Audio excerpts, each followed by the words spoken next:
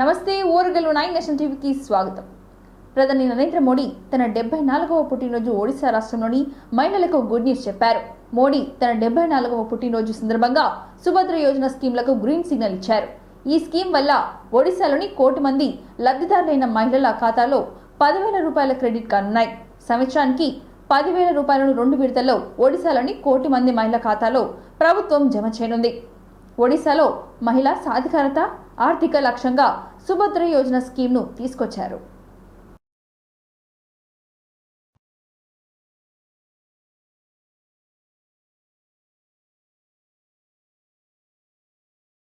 कार्यक्रम के जरिए उस वायदे को पूरा करने जा रहे हैं। प्रधानमंत्री को वहाँ के स्थानीय लोग पारंपरिक तरीके से स्वागत करते हुए पुष्पमालाओं से उनका चंदन करते हुए पट्टाभिषेक करते हुए और प्रधानमंत्री कुशलक्षेम पूछते हुए आप देखिए प्रधानमंत्री आवास योजना शहरी के लाभार्थी ये अपने उसी घर और घर की सुविधाओं के बारे में प्रधानमंत्री को जानकारी दे रहे हैं और प्रधानमंत्री ने खुद उस आवास पर जाकर के वहाँ की जो मूलभूत सुविधाएं हैं उनका दौरा किया और उनके हालचाल को जाना है।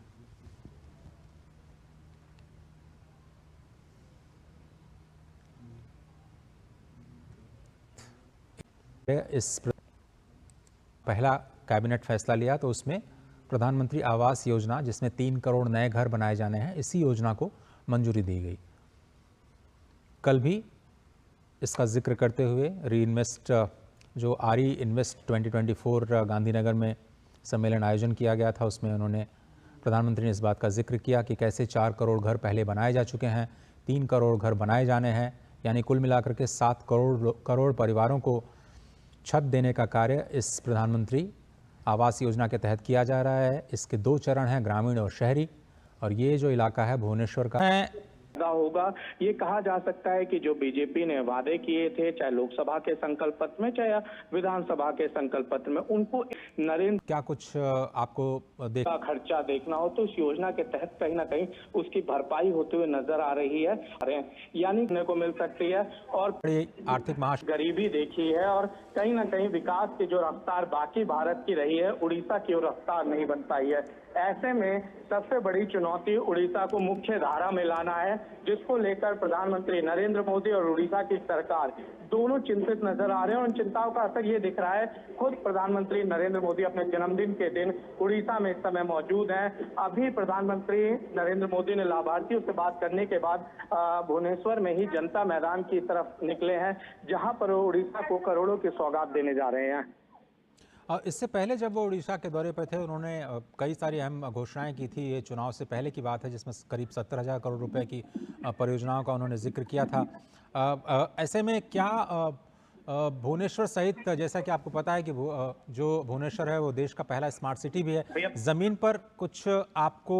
और इस समय मैं उसी गांव में मौजूद हूं जहां पर प्रधानमंत्री नरेंद्र मोदी ने लोगों से बातचीत की थी और लोगों के चेहरे अपने आप में दिखला रहे हैं कि वो कितना खुश हैं कि देश के प्रधान सेवक अपने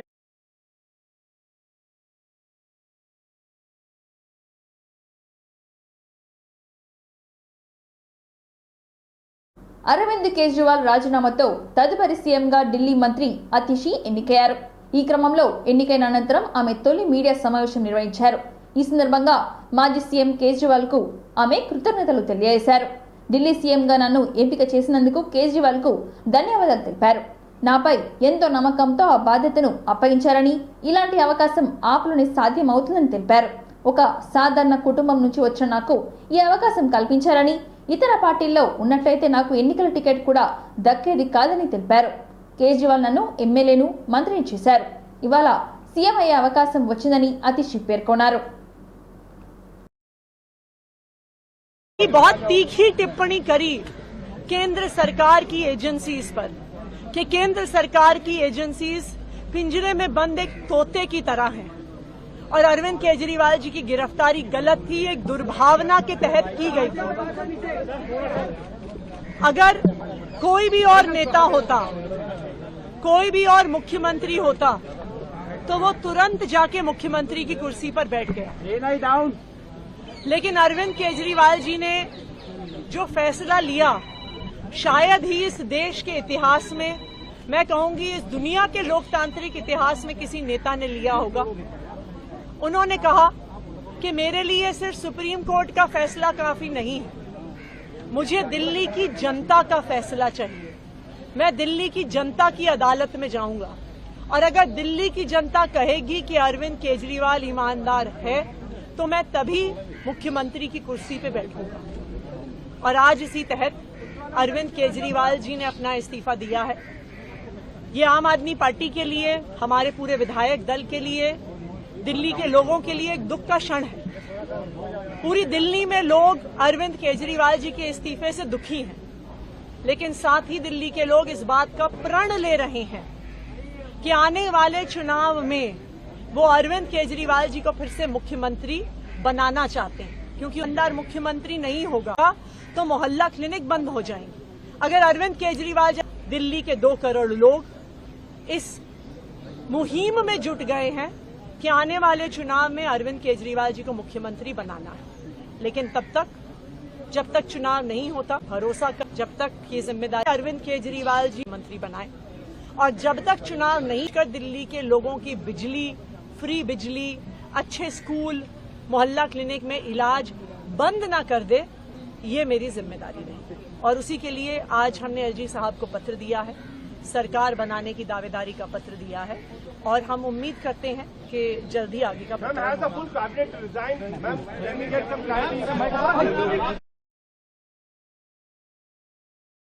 తెలంగాణ ప్రభుత్వం తరపున పబ్లిక్ గార్డెన్స్ లోని ప్రజాపాలన దినోత్సవాన్ని ఘనంగా నిర్వహించారు. ఈ సందర్భంగా ముఖ్యమంత్రి రేవంత్ రెడ్డి జాతీయ జెండాను ఆవిష్కరించారు. అనంతరం పోలీసుల నుండి గౌరవ వందనం స్వీకరించారు. అంతకుముందు ముఖ్యమంత్రి గన్ పార్క్ వద్ద అమరవీరులకు నివాళులర్పించారు. సెప్టెంబర్ 17న తెలంగాణ ప్రజాపాలన దినోత్సవాన్ని నిర్వహించాలని రాష్ట్ర ప్రభుత్వం నిర్ణయించిన విషయం తెలిసిందే. ఈ సందర్భంగా రేవంత్ రెడ్డి మాట్లాడుతూ రాష్ట్ర ప్రజలకు ప్రజాపాలన దినోత్సవాన్ని శుభాకాంక్షలు తెలియజేశారు. సెప్టెంబర్ 17న ప్రజాపాలన దినోత్సవాన్ని నిర్వహించాలని నిర్ణయం తీసుకున్నామని, విమోచనం, విలీనం అంటూ స్వప్రయోజనాల కోసం ప్రవర్తించడం సరికాదని, తెలంగాణ సాయుధ పోరాట స్ఫూర్తిని ఎవరూ తప్పు పట్టవద్దు, పెత్తందారులు నియంత్రణపై పిడికిలి బిగించి పోరాటం చేశామని ఆయన తెలిపారు.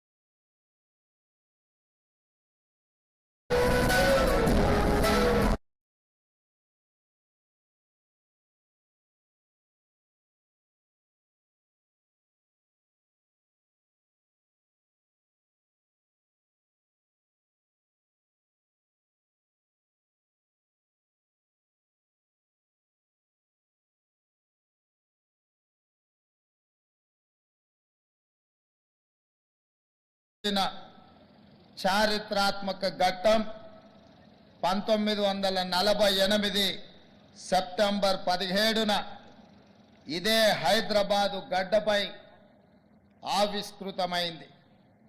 ఒక ప్రాంతానికో, ఒక కులానికో, ఒక మతానికో వ్యతిరేకంగా జరిగిన పోరాటం కాదు ఇది. ఒక జాతి తన స్వేచ్ఛ కోసం, ఆత్మ గౌరవం కోసం సర్వం కోల్పోయి సెప్టెంబర్ 17ను అధికారికంగా నిర్వహించాలని అవివేకం. ఎవరైనా తప్పుపడితే వారిది. ఈ ఐక్యతను ఈ సమైక్యతను దెబ్బతీ అధ్యక్షుడిగా బాధ్యతలు స్వీకరించిన తర్వాగాలతో ఏర్పడిన తెలంగాణ జాతి తమ దయా దాక్షిణ్యాలపై ఆధారపడి ఉంటుందని భావించారు. కేంద్రం నుండి మన హక్కు ఢిల్లీకి వెళ్ళడం లేదు. ఢిల్లీ ఏ పాకిస్తాన్లోనో ఏ బంగ్లాదేశ్లోనో లేదు. 4th సిటీకి శంకుస్థాపన చేసుకున్నాం. మరోవైపు క్రీడలను ప్రోత్సహిస్తున్నాం, విశ్వసిస్తున్నాం. హైడ్రా వెనుక రాజకీయ కోణం లేదు, స్వార్థం లేదు. అదొక పవిత్ర కార్యం చేయలేకపోయారు. మేము అధికారంలోకి వచ్చిన 6 నెలలకు ఉచిత ప్రయాణం డిసెంబర్ 9, 2020 కుటుంబాలు లబ్ధి పొందుతున్నాయి. దీనికి విద్యా కమిషన్ ని ఇటీవలనే ఏర్పాటు చేస్తే వారి కుటుంబానికి 5 లక్షల రూపాయలు ఇవ్వాలన్న దినోత్సవం తెలంగాణ ప్రజలే.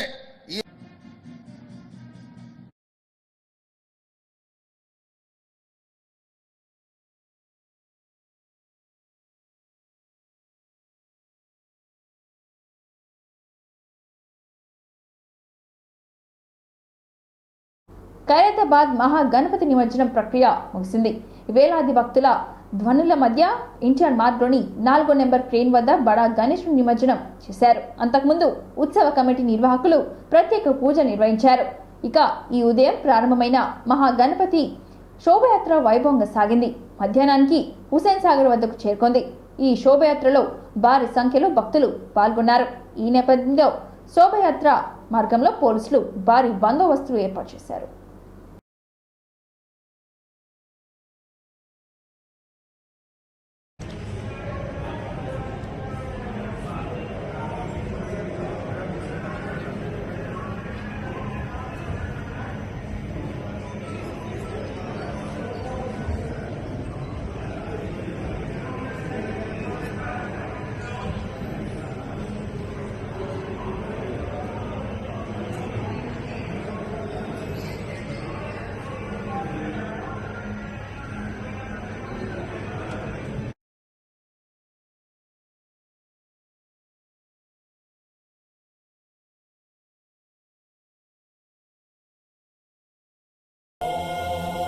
गजाननाय नमः। ॐ लम्बोदराय नमः। ॐ शूर्पकर्णाय नमः। ॐ विघ्नहर्ताय नमः।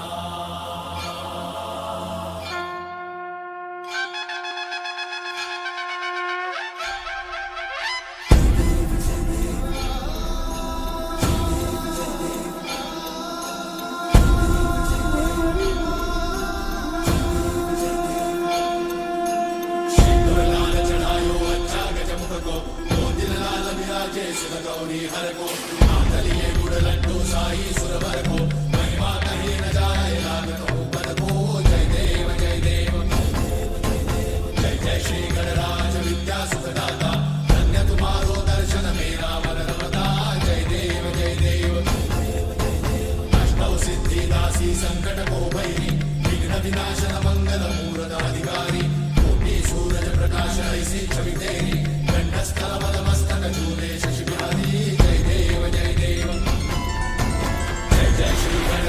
विद्या सुखदाता धन्य तुम्हारो दर्शन मेरा मन रमता। जय देव जय देव भाव भगत से कोई शरणागत आवे सन्नत संपद सबही भरपूर पावे। ऐसे तुम महाराज को अति भावे जो सारी नंदन ऋषि गुण गावे। जय देव जय देव जय जय श्री गणराज विद्या सुखदाता धन्य तुम्हारो दर्शन मेरा मन रमता। जय देव जय देव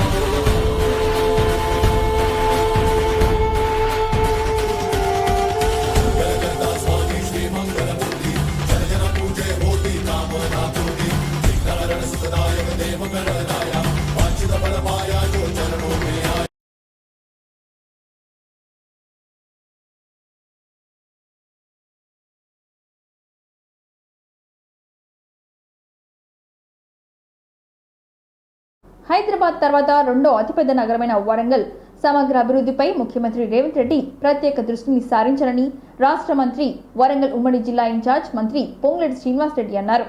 హన్మకొండ జిల్లా కలెక్టరేట్లోని కాన్ఫరెన్స్ హాల్లో వరంగల్ పశ్చిమ నియోజకవర్గం అభివృద్ధి పనులపై సమీక్ష సమావేశం నిర్వహించారు. ఈ సందర్భంగా జర్నలిస్టుల ఇళ్ల స్థలాల అంశం, Pochammakunta model graveyard, greater Warangal పరిధిలోని పార్కు స్థలాల ఆక్రమణ, రీజనల్ సైన్స్ సెంటర్ భూమి ఆక్రమణ, నాలాల ఆక్రమణలు, గ్రేటర్ వరంగల్ మున్సిపల్ కార్పొరేషన్ ఆధ్వర్యంలో చేపట్టిన పనులు, వాటి పురోగతి, నిధుల కేటాయింపు, డంపింగ్ యార్డ్, కాళోజీ కళాక్షేత్రం నిర్మాణ పనులు, ఓఆర్ఆర్ పనులు, కాజీపేట్ R&B తదితర అంశాలపై హన్మకొండ, వరంగల్ జిల్లాల కలెక్టర్లు Praveenya, doctor Satya Sharada, greater Warangal municipal corporation commissioner Ashwini Tanaji, RDO Venkatesh, కూడా PO అజిత్ రెడ్డి, మున్సిపల్, సాగునీటి పారుదల, R&B తదితర శాఖల అధికారులతో ఆయా అభివృద్ధి పనులను సంబంధించి అంశాలపై మంత్రి సమీక్షించారు. ఈ సందర్భంగా మంత్రి పొంగులేటి శ్రీనివాసరెడ్డి మాట్లాడుతూ, రెండో అతిపెద్ద నగరమైన వరంగల్ను మరింత అభివృద్ధి చేసేందుకు ముఖ్యమంత్రి రేవంత్ రెడ్డి ప్రత్యేక దృష్టి పెట్టారని, అందుకే తనను ఈ జిల్లాకు ఇన్ఛార్జిగా బాధ్యతలను అప్పగించారని అన్నారు.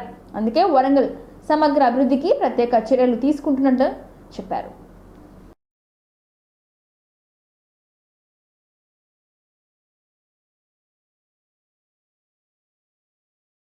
గారికి ఈ వేదిక పక్షాన సాదర స్వాగతాన్ని తెలియజేసుకుంటున్నాము.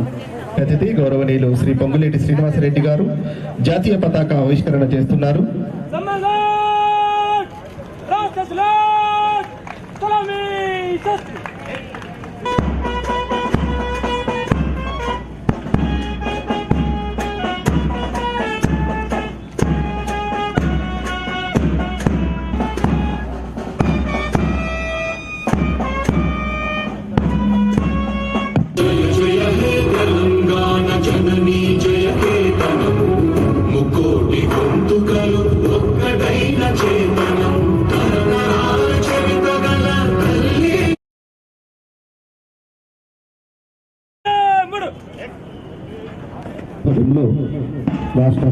ఆనాడు భారత ప్రధాని జవహర్లాల్ నెహ్రూ నేతృత్వంలోని కాంగ్రెస్ ప్రభుత్వం ఉప ప్రధాని హోం మంత్రి సర్దార్ వల్లభాయ్ పటేల్ ను పంపి నిజాం పాలన నుంచి విముక్తి కల్పిస్తే, ఇప్పటి నయా నిజాం ఇంటికి పంపడానికి ఈనాడు రాహుల్ గాంధీ గారి ఆధ్వర్యంలోని కాంగ్రెస్ పార్టీ రేవంత్ రెడ్డి గారికి, ఇతర కాంగ్రెస్ నాయకులకి ఆ పని అప్పగించింది.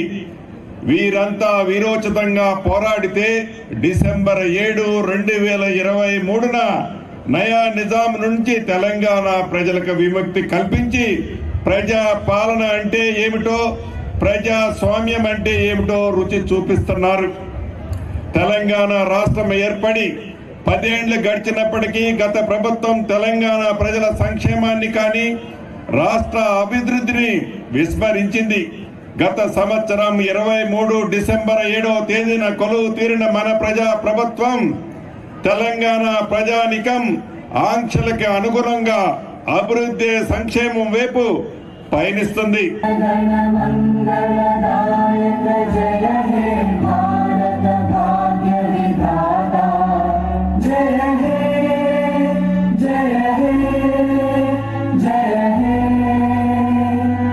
నాడు భారత ప్రధాని జవహర్లాల్ నెహ్రూ నేతృత్వంలోని కాంగ్రెస్ ప్రభుత్వం ఉప ప్రధాని హోం మంత్రి సర్దార్ వల్లభాయ్ పటేల్ ను పంపి నిజాం పాలన నుంచి విముక్తి కల్పిస్తే, ఇప్పటి నయా నిజాం ఇంటికి పంపడానికి ఈనాడు రాహుల్ గాంధీ గారి ఆధ్వర్యంలోని కాంగ్రెస్ పార్టీ రేవంత్ ఇతర కాంగ్రెస్ నాయకులకి ఆ పని అప్పగించింది. వీరంతా వీరోచితంగా విముక్తి కల్పించిన రాష్ట్రం తెలంగాణ ప్రజల సంవత్సరం తెలంగాణ ప్రజానికం ఆంక్షలకు అనుగుణంగా అభివృద్ధి, సంక్షేమం వైపు పయనిస్తుంది.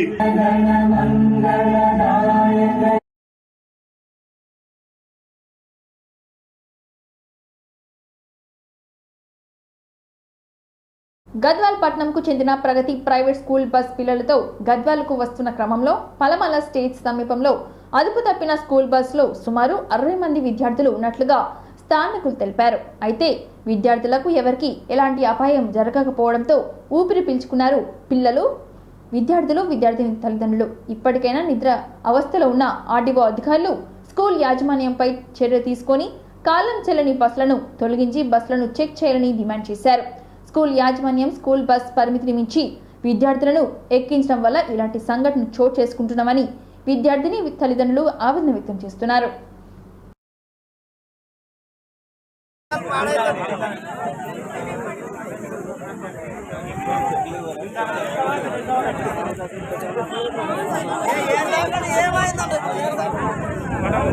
ఏమైందంటే అడుగుపట్టినారు.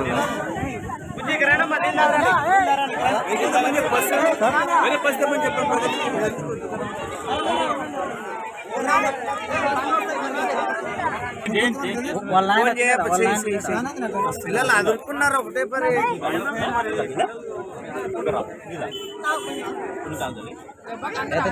మీ నాయన మాట్లాడతారా? ఆపినప్పుడు ఒకటే మాట్లాడాలా స్కూల్ బస్. అదే ఫోన్ మాట్లాడుతున్నారు.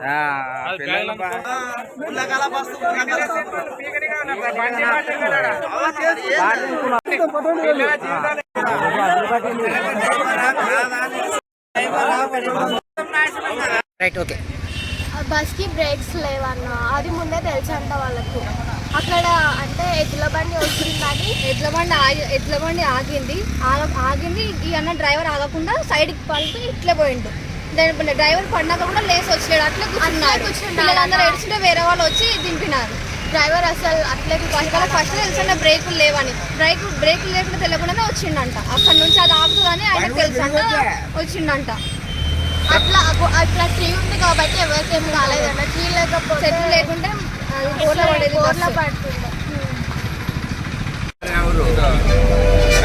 ఒక్క నిమిషం సార్ చెప్పండి. ఏం అవసరం లేదు.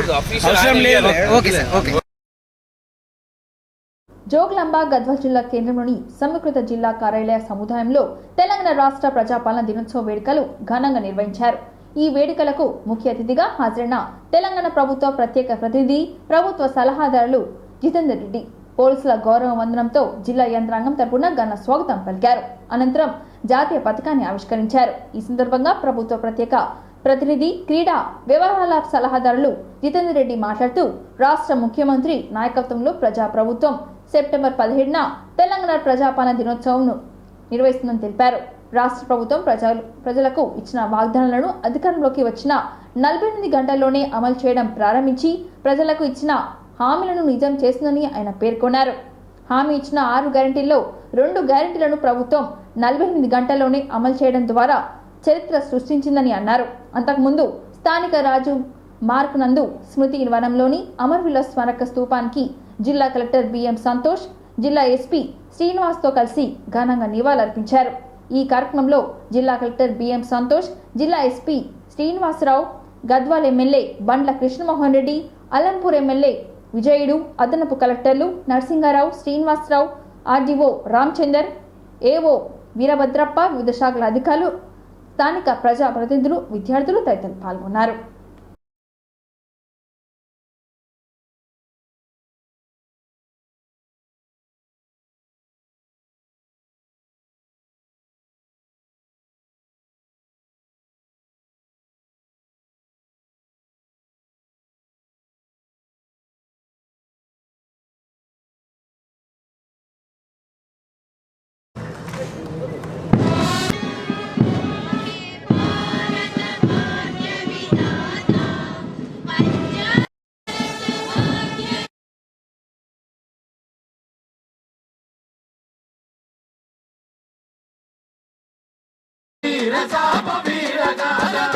శుభాకాంక్షలు తెలియజేసుకుంటున్నాం. గౌరవ ముఖ్యమంత్రి రేవంత్ నాయకత్వంలో ప్రజాప్రభుత్వం సెప్టెంబర్ 17న తెలంగాణ ప్రజాపాలన దినోత్సవంగా నిర్వహిస్తుంది. ఈ ప్రజాప్రభుత్వం ప్రజలకు ఇచ్చిన వాగ్దానాల మేరకు అభయహస్తం హామీలను ఒక్కొక్కటిగా అధికారంలోకి వచ్చిన 48 గంటల నుంచి అమలు చేయడం ప్రారంభించింది.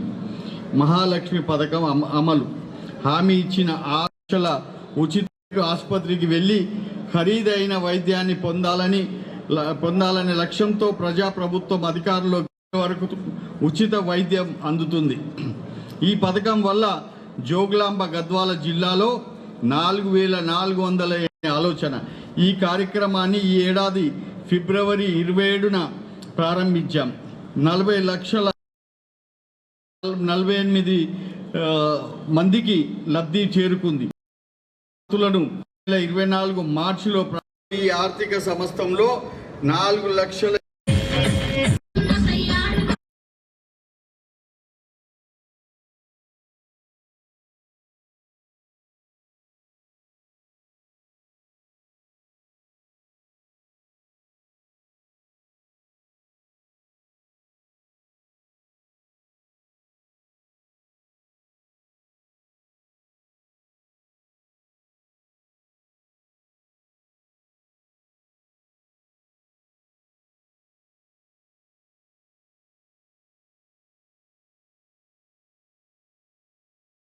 జోగులాంబ గద్వాల జిల్లా మల్దకల్ మండలం కేంద్రంలోని అఖిలాండకోటి బ్రాహ్మణ నాయకుడు ఆది మధ్యాంధ రైతుడు ఆదిశిల వాసుడు మల్దకల్ శ్రీ స్వయంభూ లక్ష్మీ వెంకటేశ్వర స్వామి దేవాలయంలో స్వయంభుగా వెలిసిన శ్రీ అనంత పద్మనాభ స్వామి వ్రతం కన్నుల పండుగ భక్తి శ్రద్ధలతో నిర్వహించారు.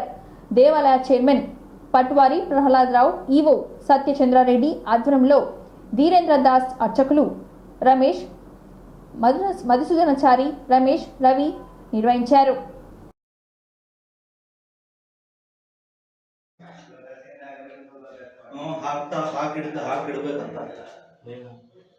స్వామి అరమోట్పు కన్నులతో పండుకుంటాడు, అంటే శయనిస్తాడు. మళ్ళీ అదే ప్రకారంగా స్వాముల వారు అంటే ఈ యొక్క చతుర్దశి రోజు మళ్ళీ ఆయన తన కన్నులను తెరిచి ప్రపంచాన్ని చూస్తారు అని. అంటే పరమాత్ముడు భగవంతుడు లేకపోతే మనమందరం ఎవరు కూడా లేము. అందుకే హరి సర్వోత్తమం మరి వాయుజీవోత్తమైనటువంటి ఆ పరమాత్ముడు ఈరోజు వైకుంఠ ద్వార దర్శనాలు అంటే ఈ యొక్క భాద్రపద శుద్ధ చతుర్దశి రోజు ఏకాదశి అని ఏ విధంగా అయితే మనము తొలి ఏకాదశిని ఏ విధంగా చేస్తామో ఆ విధంగా ఈ ప్రకారంగా ఈ అనంత పద్మనాభ స్వామి వ్రతం అంటే అనంతుడు అంటే ఎవరు, అనంత పద్మనాభ విశేషమైనటువంటి మరియు సూతాచార్య శౌనకాది మహాను ప్రశ్నిస్తాడు. ఆ విధంగా శ్రీకృష్ణుడు ధర్మరాజు ఉపదేశిస్తాడు, ధర్మరాజా నీవు అనంతనామ అనే 14 సంఖ్యలతో ఆ తోరాన్ని ఆ అనంతనామ పరమాత్మని ఎవరు ఆచరిస్తారో ఈ అనంత లోపల మరియు వ్యవస్థాపక వంశీయులైనటువంటి శ్రీ ప్రహ్లాదరావు గారు మరియు దేవస్థానం ఎగ్జిక్యూటివ్ ఆఫీసర్ అయినటువంటి ఇక్కడ ఉన్నటువంటి ఆవశ్యకత ఉంది కనుక గోవిందాయ నమో నమః. విధంగా మొదటి కాలు సాక్షాత్తు ఈశ్వరుని కోరిక మేరకు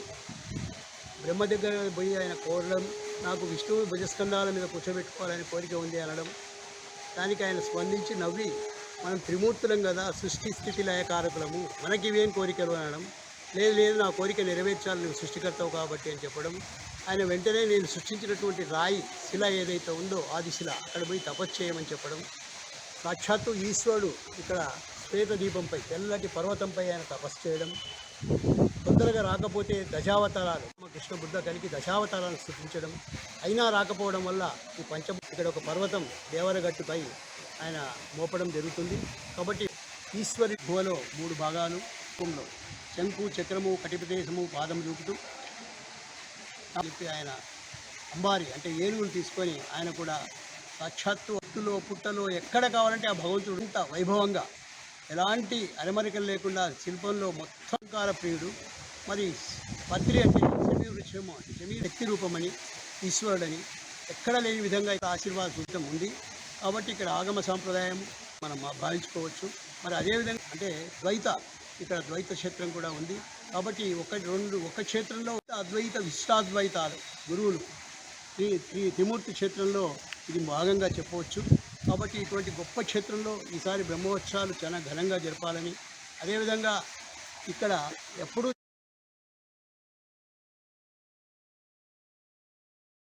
హన్మకొండ అదాలత్లోని అమరవీరుల స్తూపం వద్ద అమరవీరులకు రాష్ట్ర పర్యావరణ, అటవీ, దేవాదాయ శాఖ మంత్రి కొండ Surekha, mayor Gundu Sudharani, station Ghanpur MLA Kadiyam Srihari, Hanamkonda జిల్లా collector Praveenya, Warangal police commissioner Ambar Kishor Jha పూలను సమర్పించి అంజలి ఘటించారు. అనంతరం హన్మకొండ జిల్లా కలెక్టరేట్లోని తెలంగాణ ప్రజాపాలన దినోత్సవ కార్యక్రమాలకు రాష్ట్ర మంత్రి కొండ సురేఖ ముఖ్య అతిథిగా హాజరై కలెక్టరేట్లో జాతీయ జెండాను ఆవిష్కరించారు. ఈ సందర్భంగా రాష్ట్ర మంత్రి కొండ సురేఖ ప్రసంగిస్తూ రాష్ట్ర ప్రభుత్వం అమలు చేస్తున్న అభివృద్ధి సంక్షేమ కార్యక్రమాలను వివరించారు. రాష్ట్ర ప్రజల అభివృద్ధికి సంక్షేమ ధ్యేయంగా ముఖ్యమంత్రి రేవంత్ రెడ్డి కృషి చేస్తున్నారని పేర్కొన్నారు.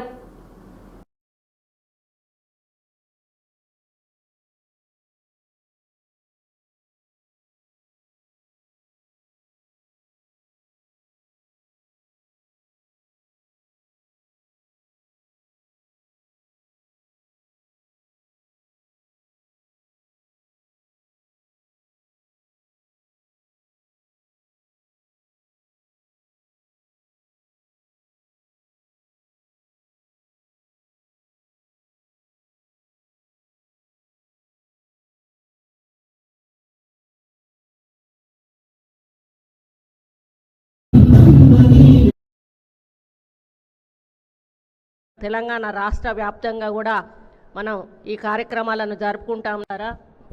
తెలంగాణ ప్రజాపాలన వేడుకలకు హాజరైన తెలంగాణ పోరాట యోధులకు, జిల్లా ప్రజాప్రతినిధులకు, నగర ప్రముఖులకు, పాత్రికేయులకు తెలంగాణ ప్రజాపాలన దినోత్సవ శుభాకాంక్షలు తెలియజేస్తున్నాను. చరిత్రలో 1948వ సంవత్సరం సెప్టెంబర్ 17వ తేదీకే ఒక విశిష్టత ఉంది. తెలంగాణ నాటి హైదరాబాద్ సంస్థానం భారతదేశంలో ఐక్యమై 76 సంవత్సరాలు పూర్తి చేసుకొని 77వ సంవత్సరంలో అడుగు పెడుతున్నాం. కాబట్టి ఈ రోజున జిల్లా వ్యాప్తంగా సురవరం ప్రతాపరెడ్డి, ప్రజాకవి కాళోజీ నారాయణరావు, మొగ్దుం మొహియుద్దీన్, దాశరథి కృష్ణమాచార్య, సుద్దాల హనుమంతు, బండి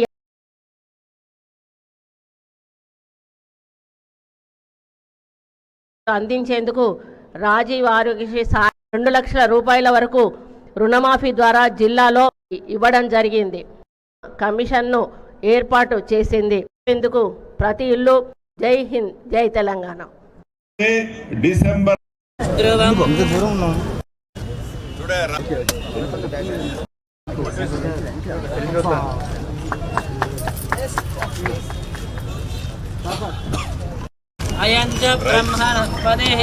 రాజశేఖర్ రెడ్డి గారు ఏదైతే హైదరాబాద్లో జవహర్లాల్ నెహ్రూ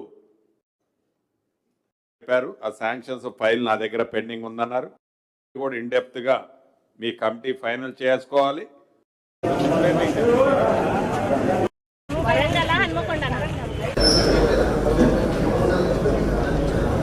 సార్ శ్రీనివాస్ రెడ్డి గారు, houses are ready for occupancy, sir. Allotment process సుమారు 5 కోట్ల వరకు మేము బిల్స్ పేమెంట్ చేస్తున్నాం. స్టిల్ పెండింగ్ బిల్స్ రికార్డ్ అయినాయి, బిల్స్ రెడీగా ఉన్నాయి. సుమారు 50 కోట్ల వరకు ఉన్నాయి. ఇచ్చిన టాస్క్ ప్రకారము ఫస్ట్ కాలేజీది ఆల్మోస్ట్ కంప్లీట్ అయిపోయింది, ఒక లిఫ్ట్ వర్క్ తప్ప. నెక్స్ట్ IRR వరకు కూడా సెంట్రల్ గవర్నమెంట్ ఇస్తుంది. అదేవిధంగా ఇది ఎవ్రీ ఇయర్ ఇష్యూ కాబట్టి మనకి every year diesel Srinivas Reddy గారు చాలా మరి డెడికేటెడ్గా కార్యక్రమాల్లో పాల్గొనడమే కాకుండా MGM అంతా తిరిగి అక్కడ ఉన్నటువంటి పేషెంట్ల సాధక బాధకాలు తెలుసుకోవడమే కాకుండా కలెక్టర్కు ఇన్స్ట్రక్షన్స్ ఇవ్వడం పాటు వరంగల్ కార్పొరేషన్లో కొన్ని ఐటమ్స్ మీద చాలా క్షుణ్ణంగా కొన్ని ఐటమ్స్నే డిస్కస్ చేసుకోవటం జరిగింది.